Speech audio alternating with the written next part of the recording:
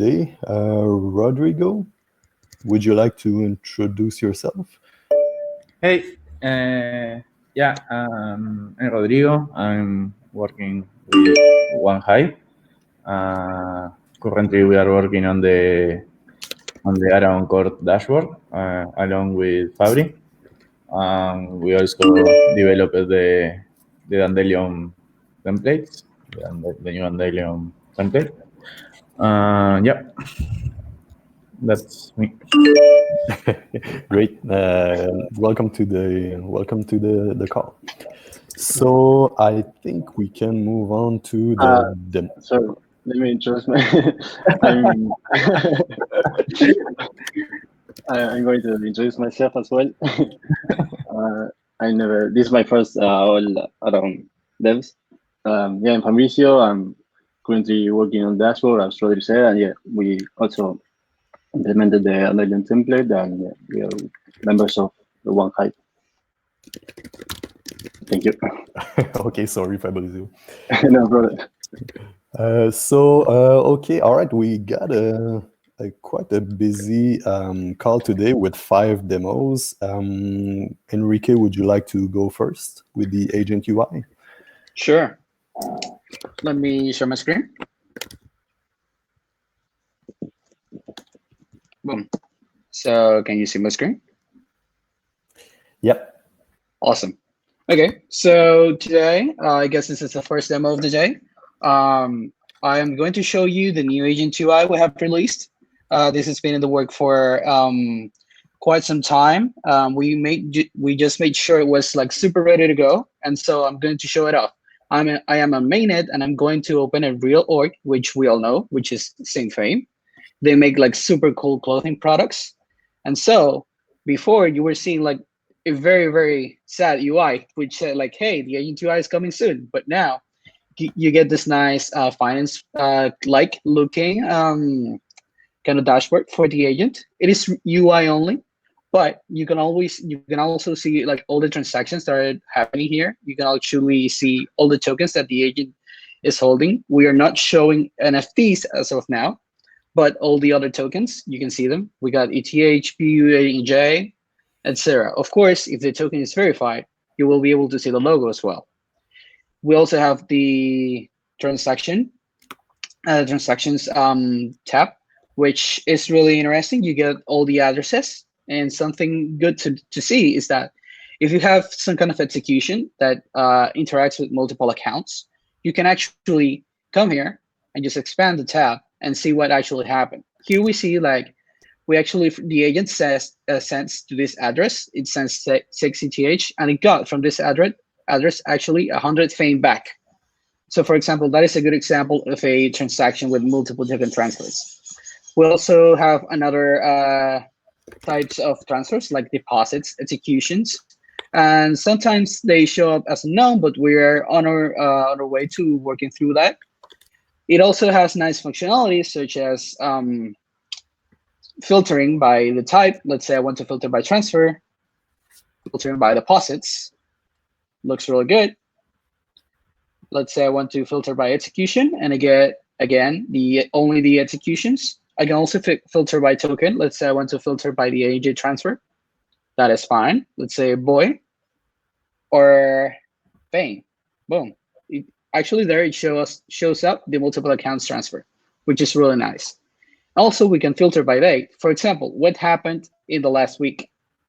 Boom. We actually got 4 transfers in the last week. What about the last 2 weeks? Still the same. Or the last month? Here we got it. So we can of course reset the filters, and looks great on mobile as well. We get this nice UI. See, we got let's token transfers, and yeah, also looks great on dark mode as well. Boom.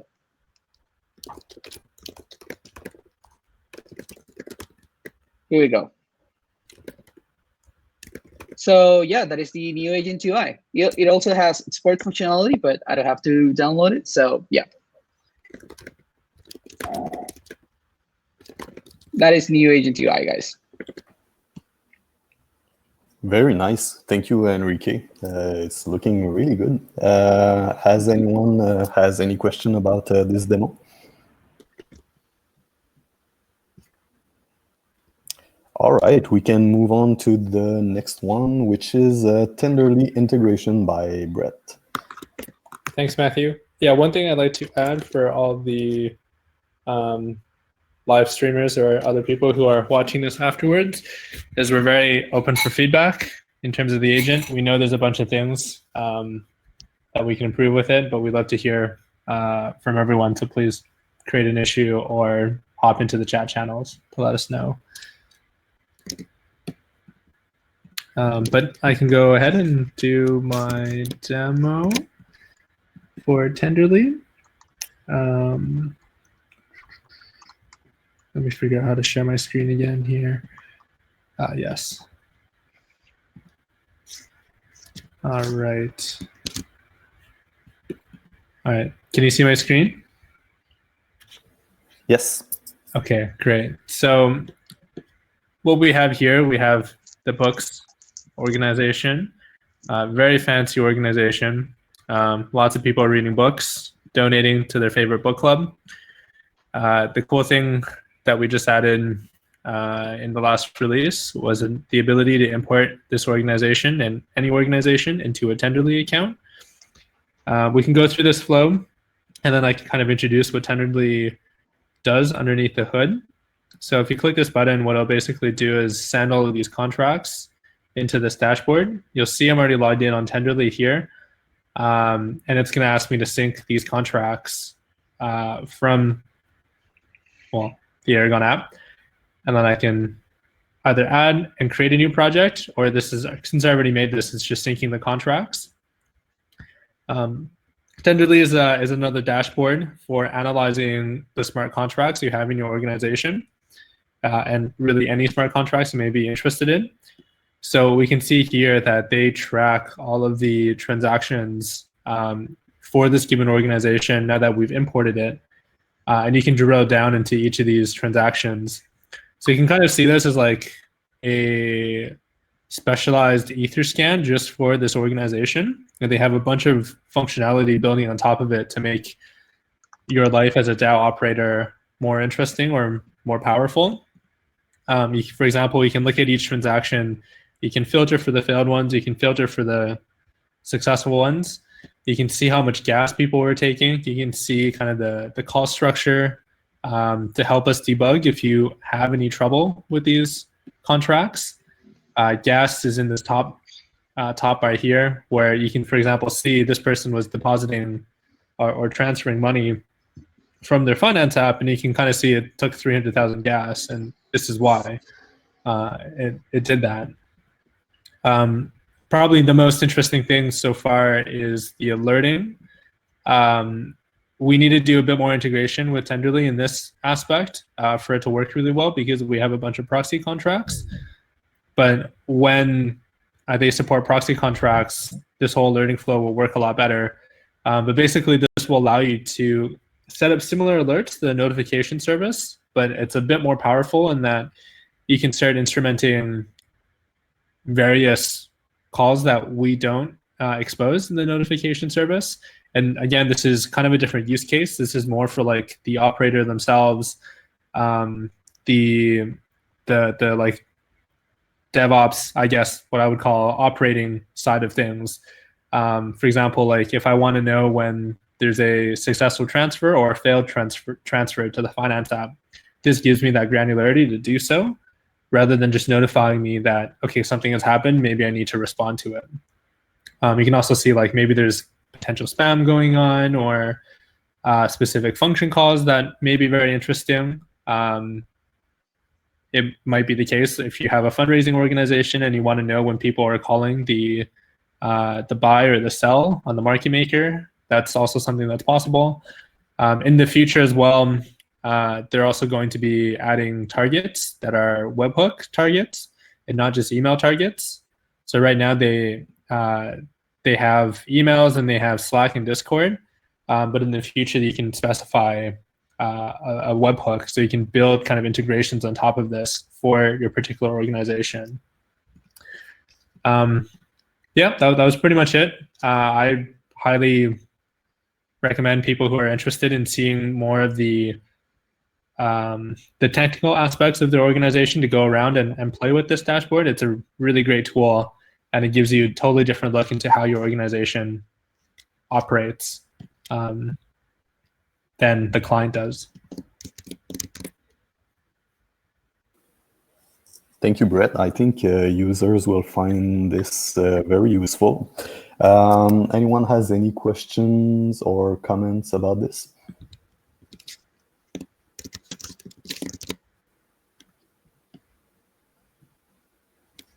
Okay, we can move on to the next demo, which is a demo by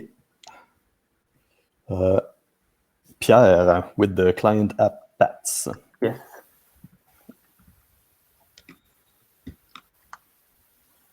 Can you guys hear me and see my screen?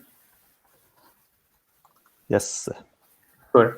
So yeah, I'm going to show to demo a feature that's been released a few versions ago now. But yeah, I don't think we ever made a demo about it. So yeah, here it is. So here I'm on the voting app of an organization, and you can see that if I click on a single vote, the URL path update to reflect that. And if I would refresh the page here, it would also bring me back to this exact screen in the app. It's a feature that has been requested a lot, and yeah, it's now available. So apps can have this like this type of custom path, and it's also completely secured. So apps cannot, of course, access any other path like in the URL. They can only change this version, this part of the URL. And the way to do this, so here I'm on the documentation of Aragon API, is to use these two things. So the first one is path. It's just an observable that gives us strings, and it just gives us the new path. So it works this way because the path can be updated from the app, but it can also be updated, for example, by the user directly or by the client.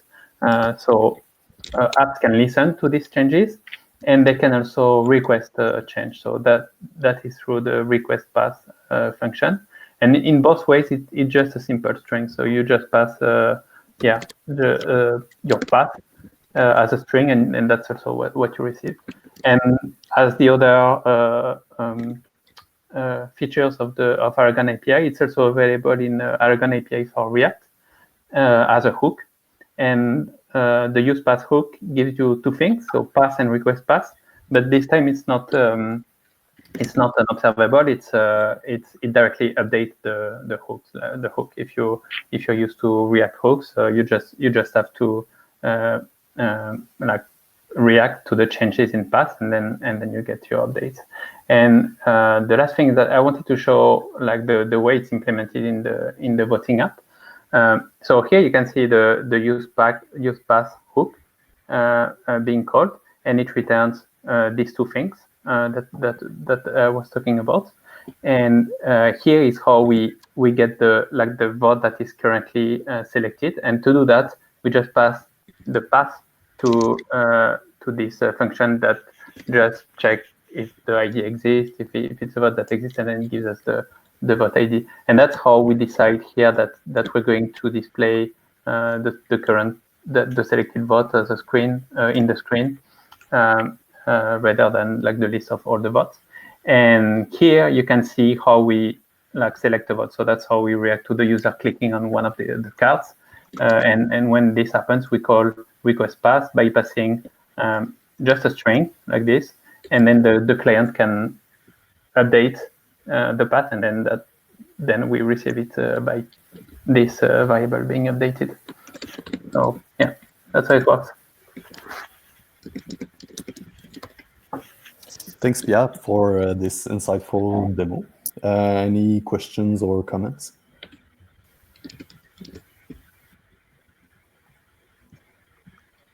Okay, so the next demo will be for The Agent Provider by Gabriel. Thanks, Matthew.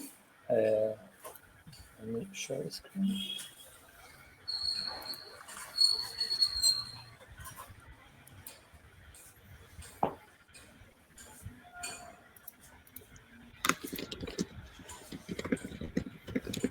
Do you see the screen? I don't see your screen.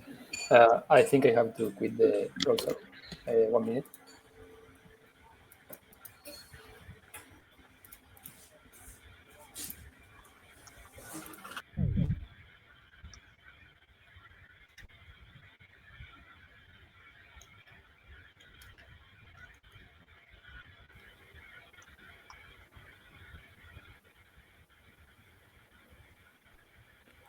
I think Gabriel is gone.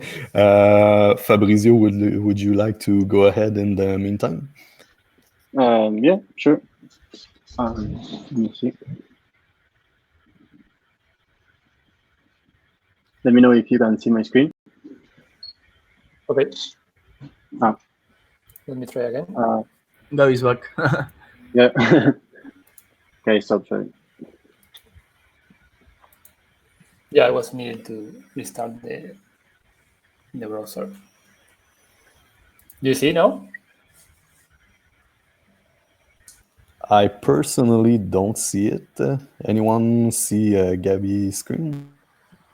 No, me neither.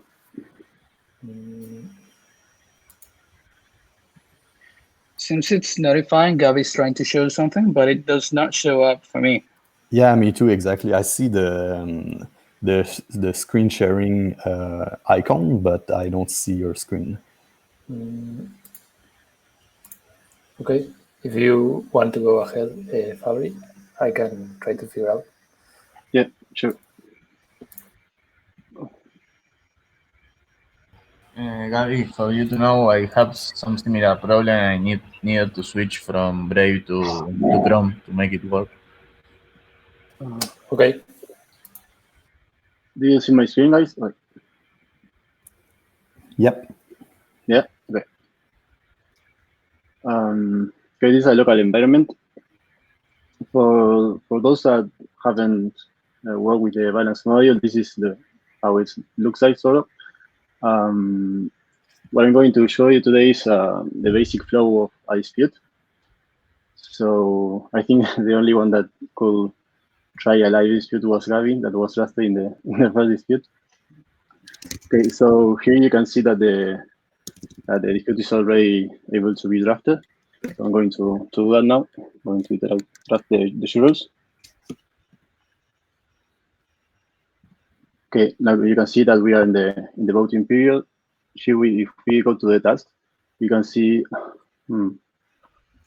Okay, let me try again because I think that in this occasion the drafting the shooter, one shooter got selected 3 times. So I'm going to draft another one.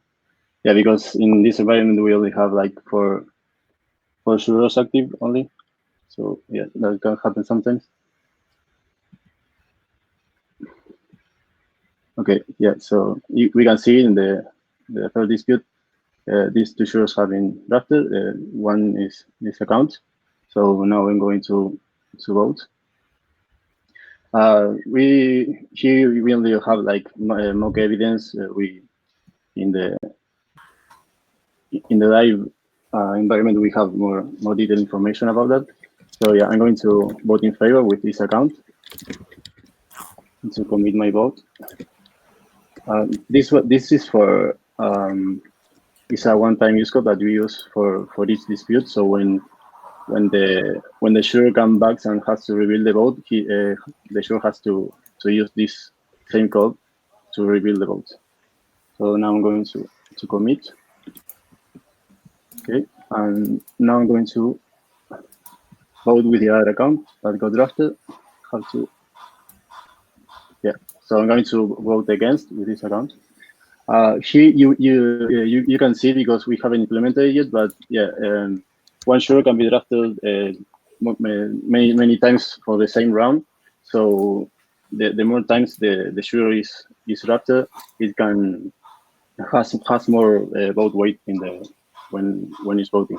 So okay, now we can see that the court transition to the reveal vote. So now I'm going to reveal the vote.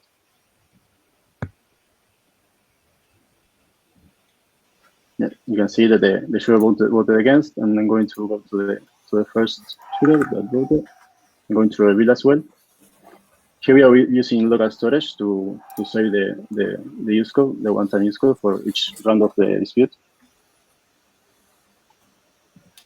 Okay, now you can see the shooter has revealed the vote. It has voted in favor. And now I'm going to wait until I'm not going to appeal the dispute, but it may take a little while and don't want to take much time of the demo. But yeah, we should see that now the dispute is going to transition to the appeal ruling phase, which in this case, everyone that has I can show you if you want. Anyone that has die can appeal the round in case that doesn't agree with the final ruling. And yeah, and as we can see, this shooter has voted in consensus with the majority because it's the only one that voted in favor, but has been drafted twice, so has more voting power. And if we go to the other account that voted against, we should see, yeah, that it hasn't voted in consensus, and the handshake that every time the shooter is drafted, the handshake is locked for that shooter. So now here we can see that the shooter has 10 handshake locked, and if we go to the account that has been drafted twice, we can see that has yeah, it has 50 because it has from the previous dispute that I did. It has been drafted 3 times, yeah, and the dispute 3 has been drafted twice. Yeah. Okay, so I didn't appeal with any account, so you can see that nobody appealed, and yeah, the final dispute has concluded. You can see the final jury outcome in favor has ended in the first round. So what I'm going to do now is going to settle the penalties, so we can see the distribution of the tokens. So basically, how it works is that So how it works is that the handshake that is part of the shooters that didn't vote weren't coherent with the final ruling are slashed, and also the die fees go to the winning party. So yeah, I'm going to just a second.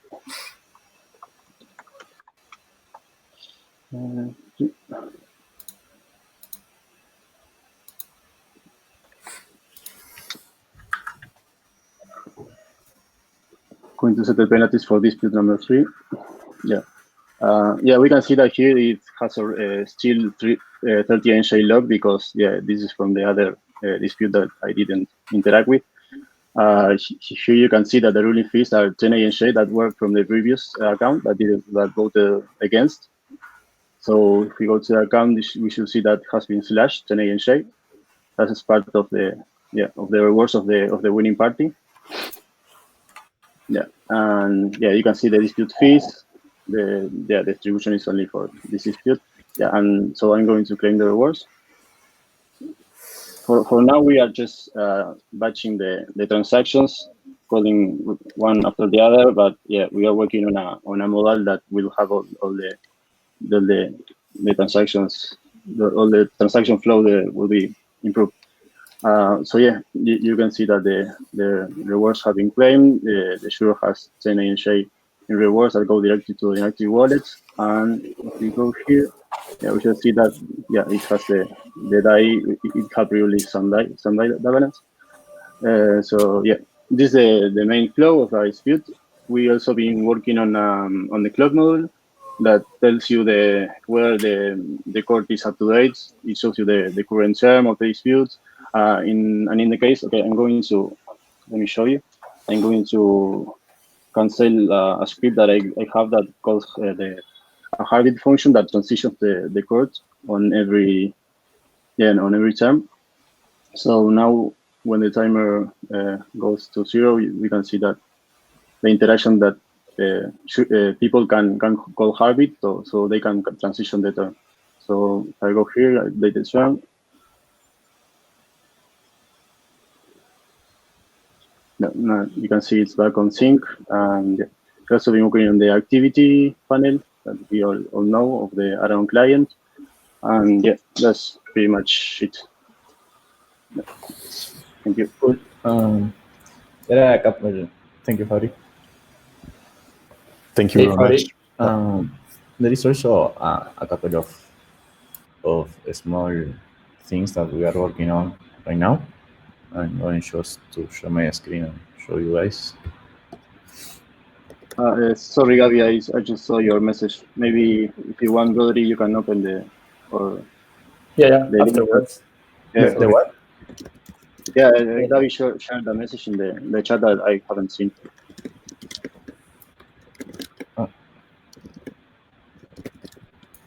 Yeah, but go ahead, Rodri. Okay. If you can do it afterwards.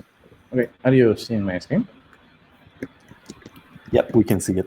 Okay, so as Fabri told us, we are working on three tasks right now. One is the clock that Fabri already showed. The other thing is when we are on with the account disconnected mode, we are going to see some stats, some metrics from the court that currently we are showing the total active initiate, the total stake AMT, and the total active shooter. And the other thing that we are working on is the global preference. Now, currently we are working on the network preference. So here you are going to be able, as we are able in the client, to change the Ethereum node and IPFS gateway. We are going to keep adding stuff here, like the emails, configurations, and other stuff. Yeah, I wanted to show what we are working on right now.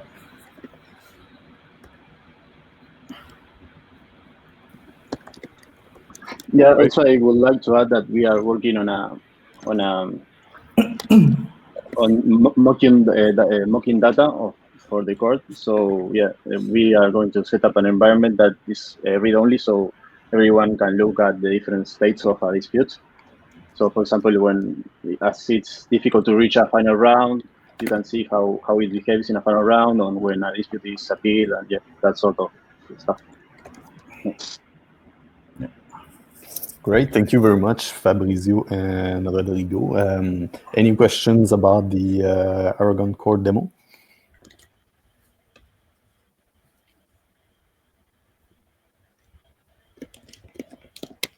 Okay, so we can move on to our last demo of the day. Gabriel, would you like to try again sharing your screen? Yeah, actually, if someone could share on the screen, and I go with the link I share. Yeah, I can share. Okay, thank you. Can you see? Yeah. Can you see the screen? No, Yeah. good. Okay, this demo is about a MVP that we start working during the Aragon 1 offsite. It was something that is still a work in progress, and the idea of the presentation is trying to go through the main points that we find out and how we think about this problem. What we would like to achieve is having a new provider that be the Asian provider. What we do with the provider is use what we have with the use wallet, and if someone doesn't know what use wallet is, it allows you to use the connect to the provider that is available in the web page, and you can. And well, the idea is to use that provider and mutate the provider to start interacting with the agent, with the acting account that is connected. So if you go a bit down, Fabric, This is the agent component that will be, these are the main idea, that use a agent provider component that would accept a DAO ID and will grab the use wallet provider that will have the provider inside. And then what we worked on was a use agent hook that the main behavior that it does, it loads the current organization and will get the DAO address and the agent address, as you can see. And then once it load that information, it will augment the provider that is connected with that information. And the next function that we also, that is the most interesting, is the augmented provider. That is that one. And what we are doing here is changing the RPC methods that are being sent by the current provider.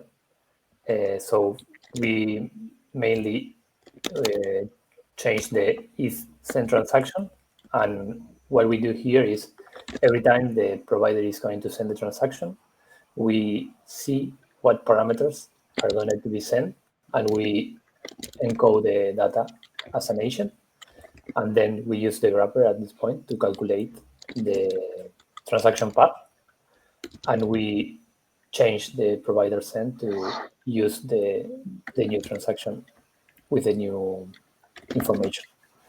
Then we also change the RPC is called to actually get the information from the agent instead of the acting account. And yeah, the idea is to keep working on finish a working MVP and make it available. And if you go a bit down, I have some other to-dos, and the idea is this is super hacky at this point, and the idea is to try to discuss about the implementation, as Adberet said earlier. We are really open to gather feedback and define what could be a simple provider API for an agent. Then once we have a nice functionality, we can start getting projects that are interesting to integrate with the agent and to get this new provider in their website. And yeah, that's the idea. Do you have any questions? Nice. This seems really useful. Do you have a target date for MVP? No, a target date. It would be really cool to start working if someone would like to help or have ideas on how to do it. It would be great. And experiment with this way of embed our agent provider in existing websites. Yeah, Very really, cool. really nice, Javi. Yeah, I can. If you want, I can also give a hand. Yeah, sure. Thanks. Thanks for both of you for this demo in Duo. Anybody else has any other questions about this demo? I was just wondering, Gabby, do we have the document set to be public? It'd be great to share it in the Spectrum chat, I think. Yeah. I have it public.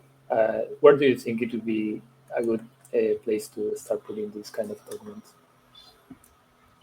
Yeah, that's a good question. Let's work on that offline. Okay. And figure out where. Makes sense. Okay, thank you very much. Is there anybody else who would like to propose another discussion topics for today?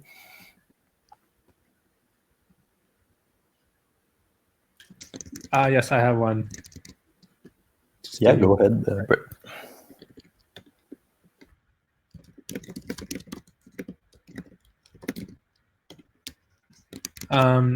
Yeah, so this is just a general update for the discussion tools that we use. So for those of you who used to use Aragon.chat, we were hosting our own Rocket Chat service, well, up until last Thursday.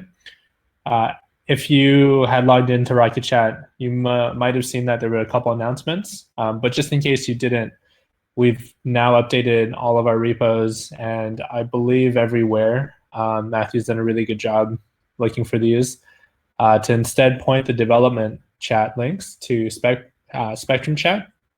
So that's Spectrum, spectrum.chat/Aragon.